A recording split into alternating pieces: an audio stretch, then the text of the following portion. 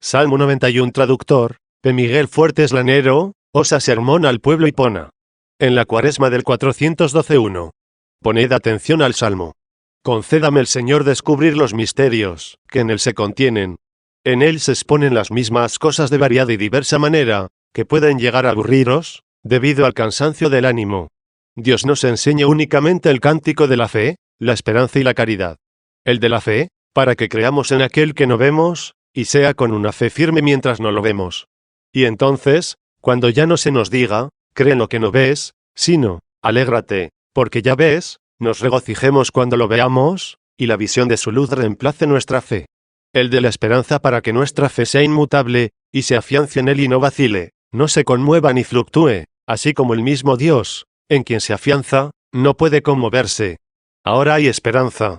Después, cuando se posea la realidad, no la habrá. Esperanza se llama mientras lo que se espera no se ve. De acuerdo con lo que dice el apóstol, la esperanza de lo que se ve, no es esperanza, porque lo que uno ve, ¿a qué lo espera? Si lo que no vemos esperamos, con paciencia aguardamos uno.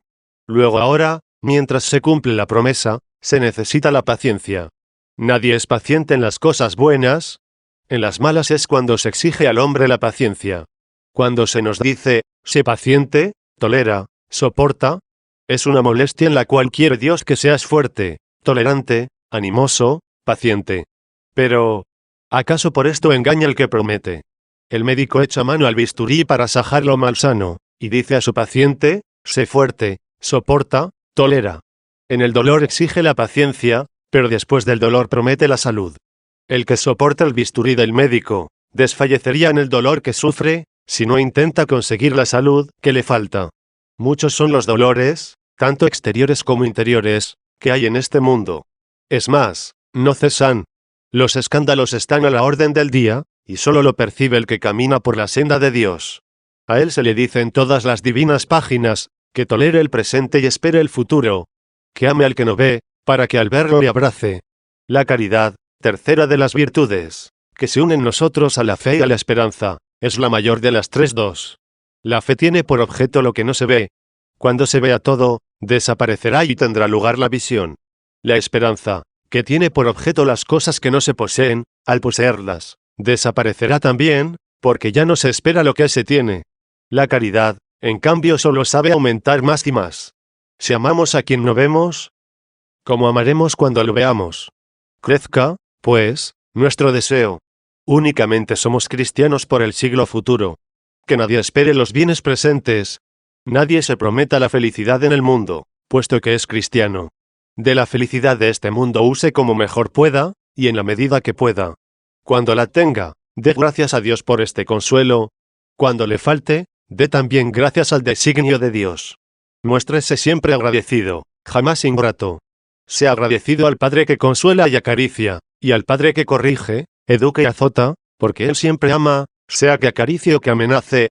Diga, por tanto, las palabras que habéis oído en el Salmo, es bueno dar gracias al Señor, y cantar salmos a tu nombre. Oh Altísimo. 2. V.1. El título del Salmo es así, Salmo cantado, para el día del sábado. Recordad que también hoy es sábado. Este día lo celebran actualmente los judíos con cierto ocio corporal, lánguido, empleándolo en frivolidades. Y al mandarles Dios guardar el sábado 3, ellos lo emplean en estas vanidades, que no le agrada a Dios. Nuestro descanso es de las malas obras, el suyo es de las buenas. Mejor es arar que danzar. Descansan de las obras buenas, pero no de las frivolidades. Nuestro sábado nos lo ha ordenado Dios. ¿Cuál es este sábado? Mirad primero dónde se halla.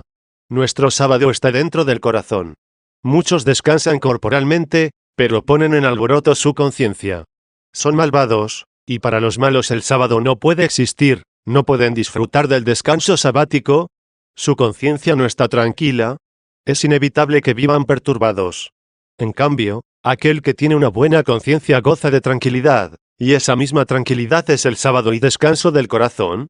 Su atención se dirige al Dios prometedor, y, si acaso sufre en el presente, mira con esperanza el futuro, y desaparece toda niebla de tristeza, como ya lo dice el apóstol, que la esperanza os mantenga alegres. 4. Esa misma alegría que brota de la tranquilidad de nuestra esperanza, es nuestro sábado.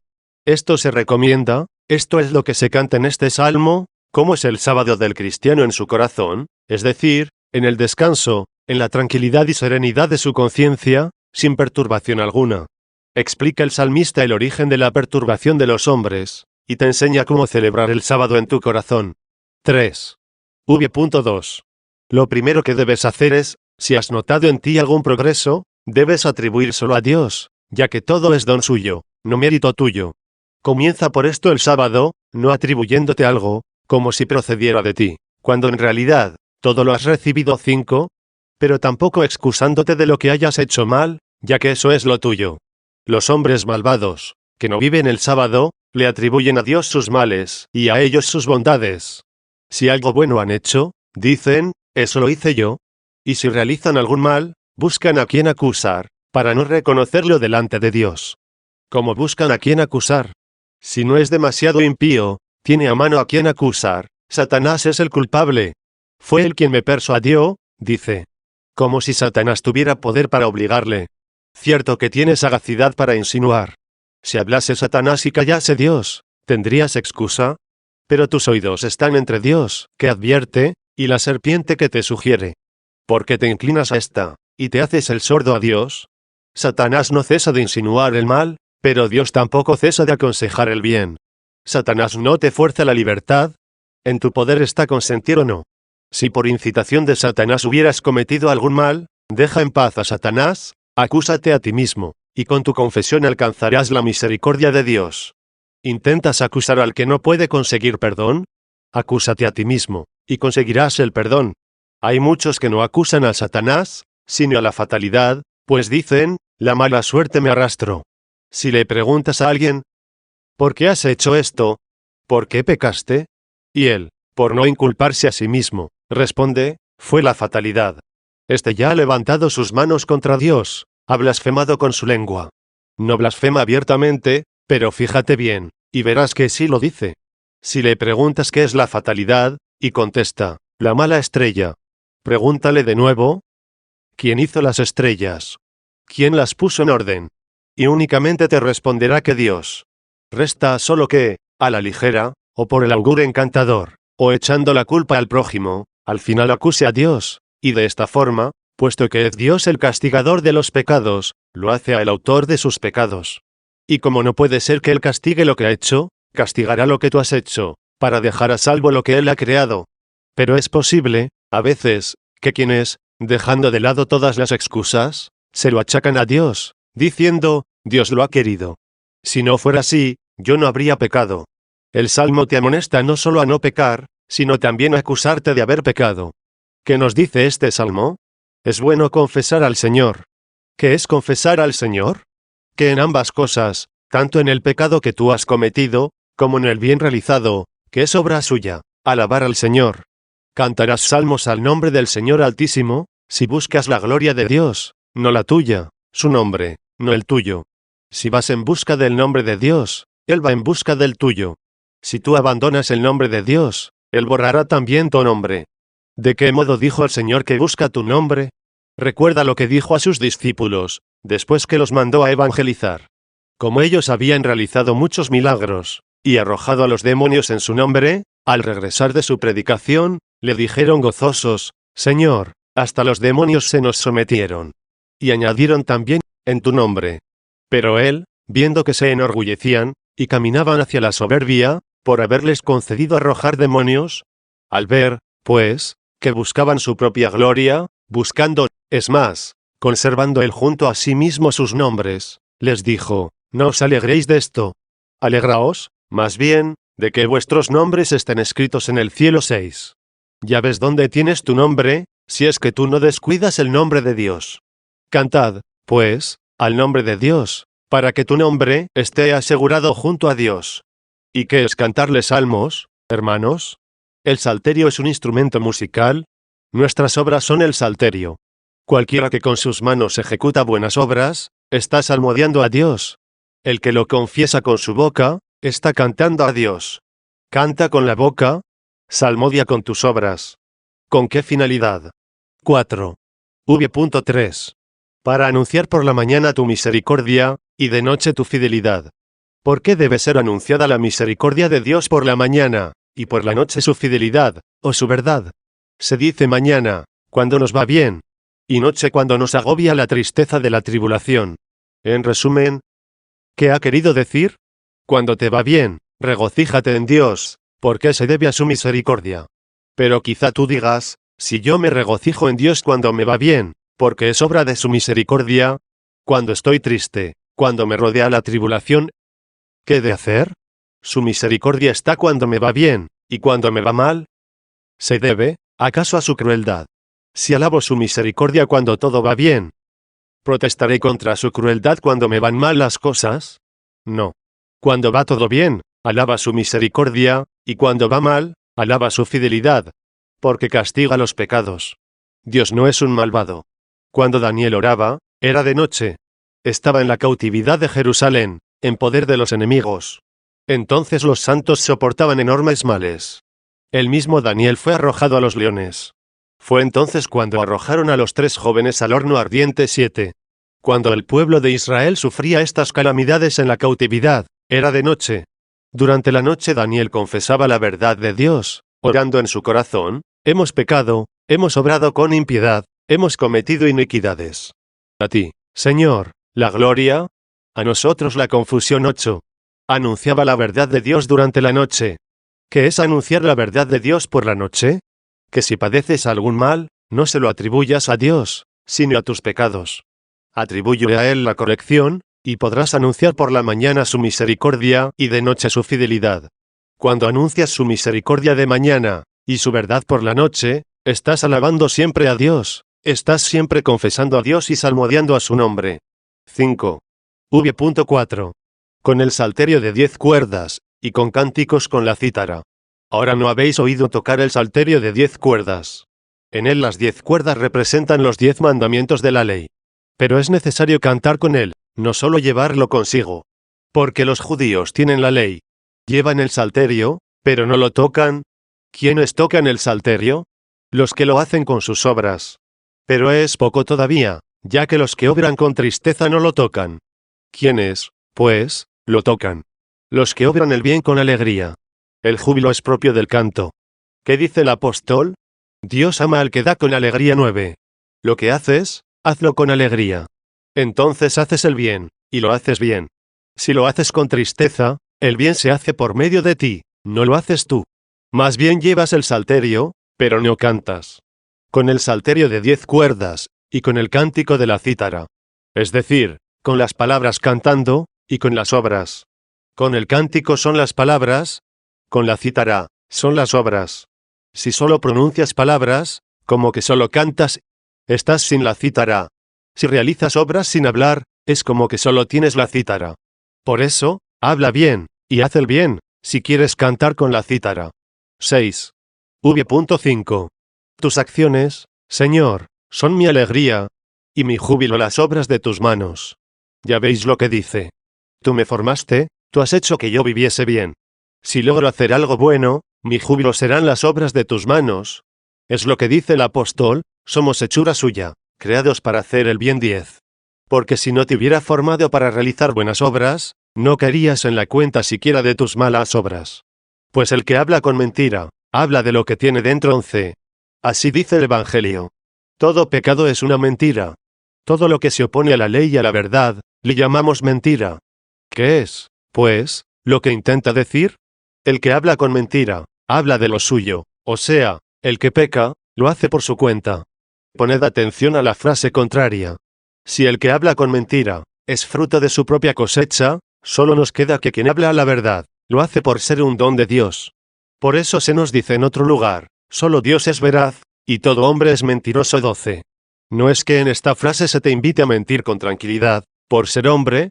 Al contrario, te hace caer en la cuenta que eres hombre, ya que dices mentiras. Y para ser veraz debes beber la verdad, y te saldrá Dios de tu interior, es decir, te harás veraz. Porque de tu propia cosecha no lo puedes lograr. Solo te queda que bebas de la fuente de donde ella brota. Es como si te apartas de la luz, te sumerges en las tinieblas. Una piedra por sí misma no se calienta, solo si le da el sol o se la acerca al fuego. Si de allí la alejas, se enfría. Ahí se ve cómo su calor no viene de ella, Pero si le da el sol o la acercas al fuego, se calienta. Eso mismo te sucede a ti también, si te alejas de Dios te enfrías, y si te acercas a Él te llega el fervor. Como dice el apóstol, en el Espíritu manteneos fervientes 13.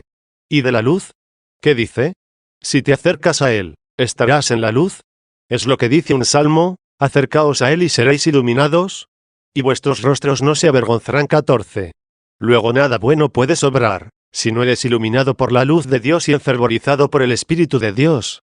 Cuando te veas que haces el bien, bendice a Dios, y exprésale lo que dice el apóstol, dítelo a ti mismo, no te vayas a enorgullecer.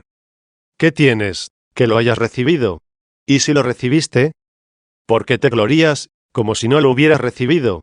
15. El Salmo aquí alaba a Dios, y nos enseña una buena alabanza, puesto que dice, tus acciones, Señor, son mi alegría, y mi júbilo las obras de tus manos. 7. ¿Y qué decir de los que viven mal y prosperan?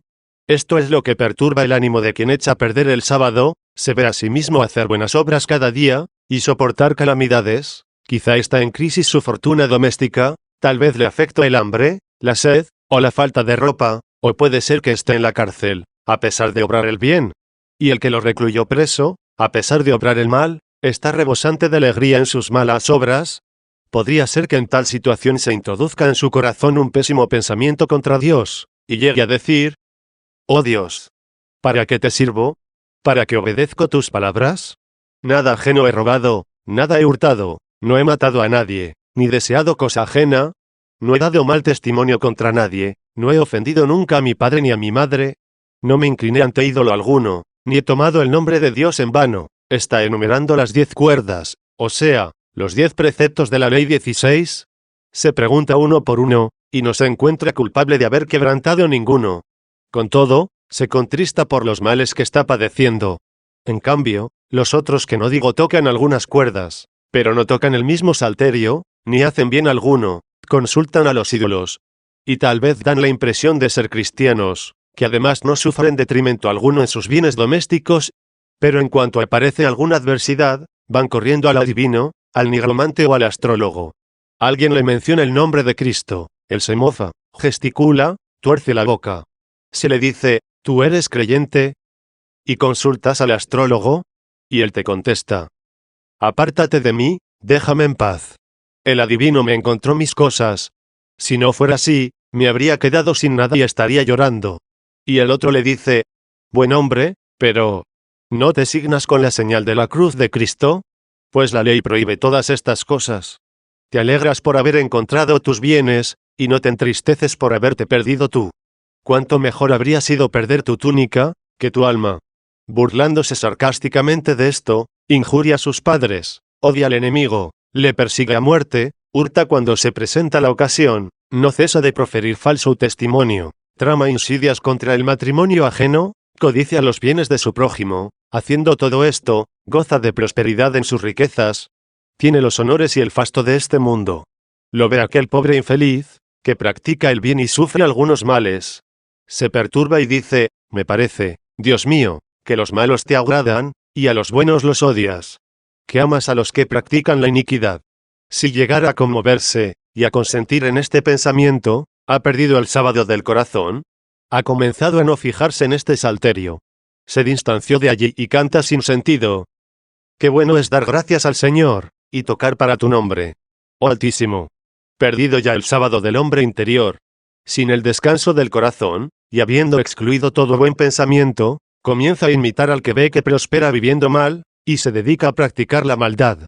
Pero Dios es paciente, porque es eterno, y conoce el día de su juicio, donde examinará todas las cosas. 8.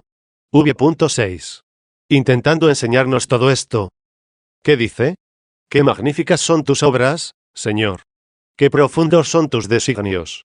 En realidad, hermanos, no hay mar con tanta profundidad como este pensamiento de Dios, siendo así que prosperan los malvados y sufren los buenos.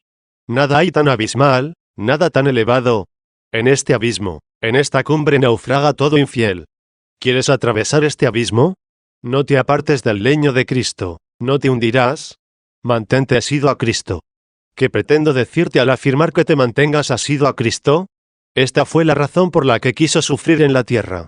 Habéis oído, cuando se leyó el profeta Isaías, que no apartó sus espaldas de los azotes, que no desvió su rostro de los esputos de los hombres, que no retiró la mejilla de sus bofetadas. 17. ¿Por qué quiso sufrir todo esto, sino para consolar a los que sufren? Él habría podido resucitar su carne al fin del mundo. Pero si tú no lo hubieras visto resucitado, te faltaría motivo para esperar.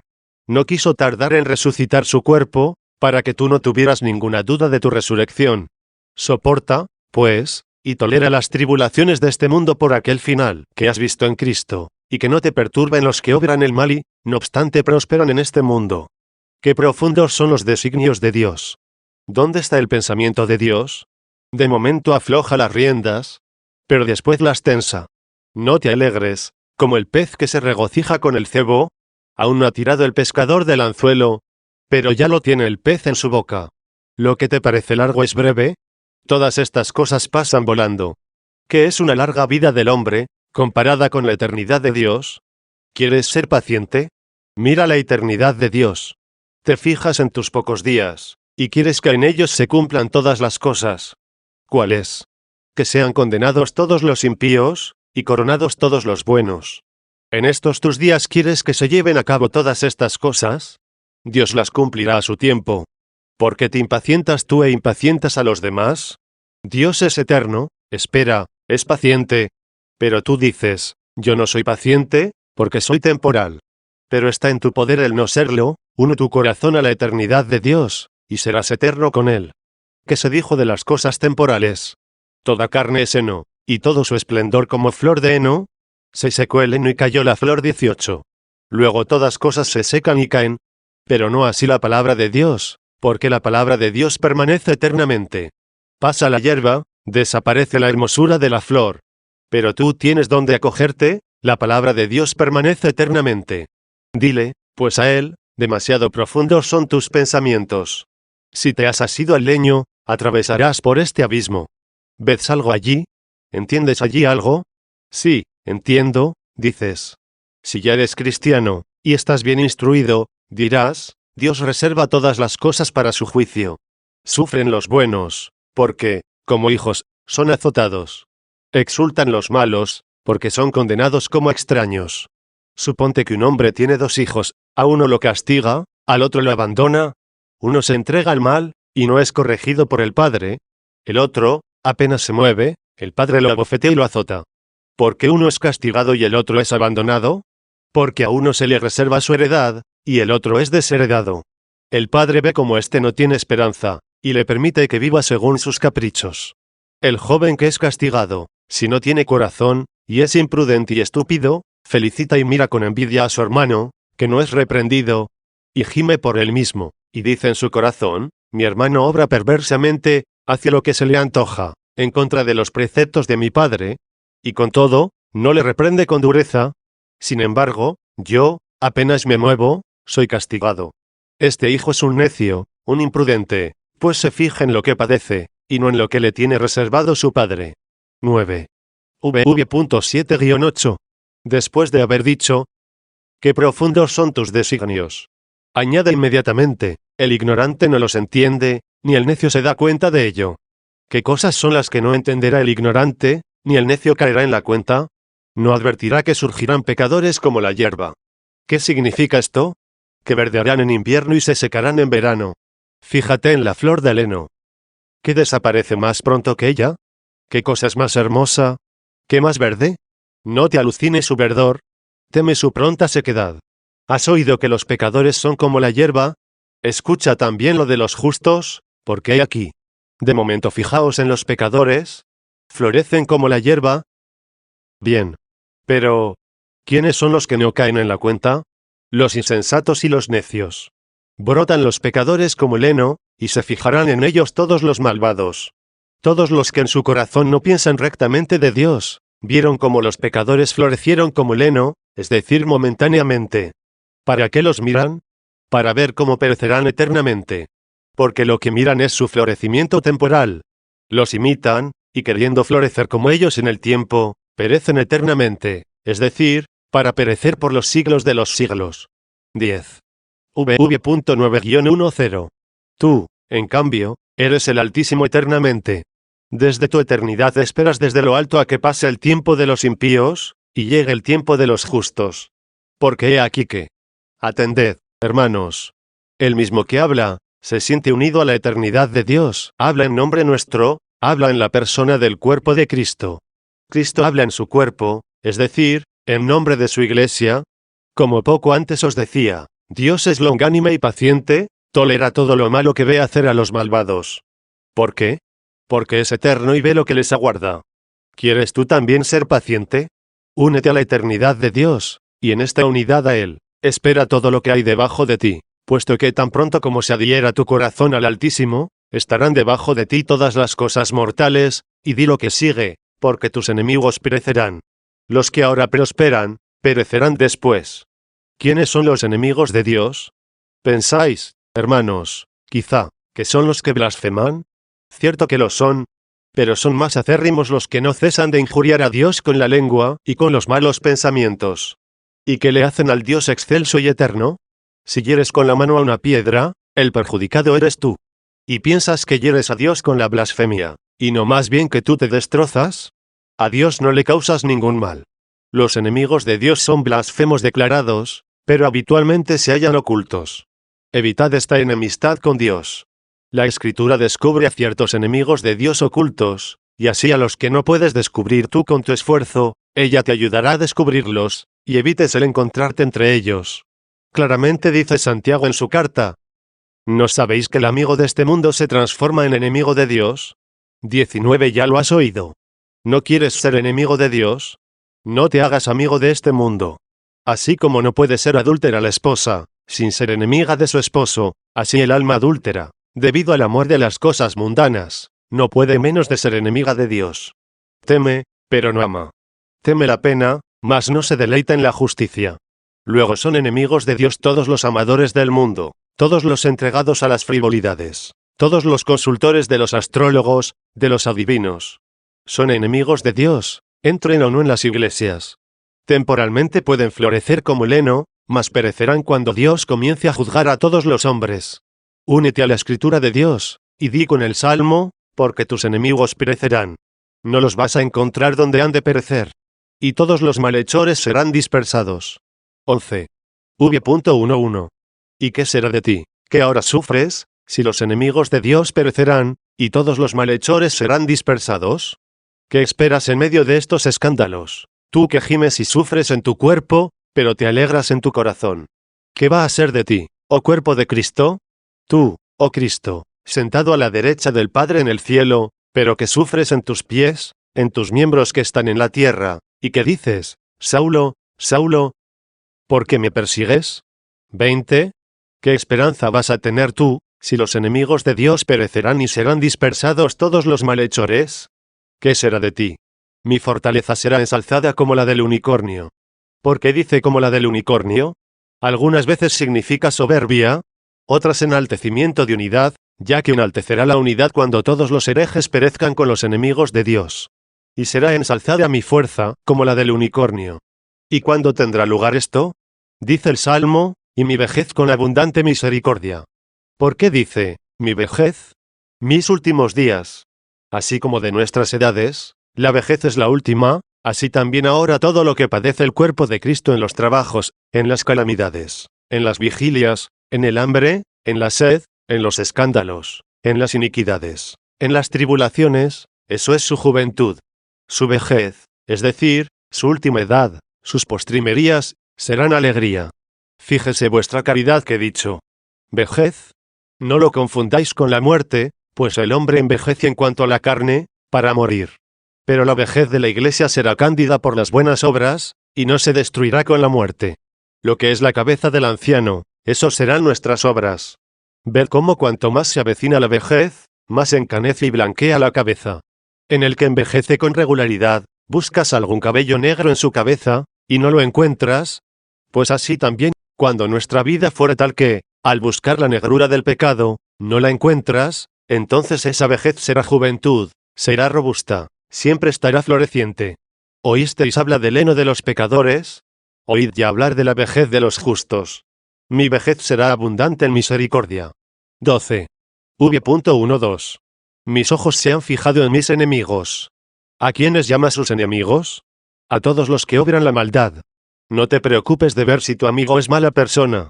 Ya vendrá la ocasión, y caerás en la cuenta de si es malo, y de que cuando te halagaba, era enemigo. Pero aún no lo habías incitado a que proclamase lo que no era en su corazón, sino a que declarase públicamente lo que era.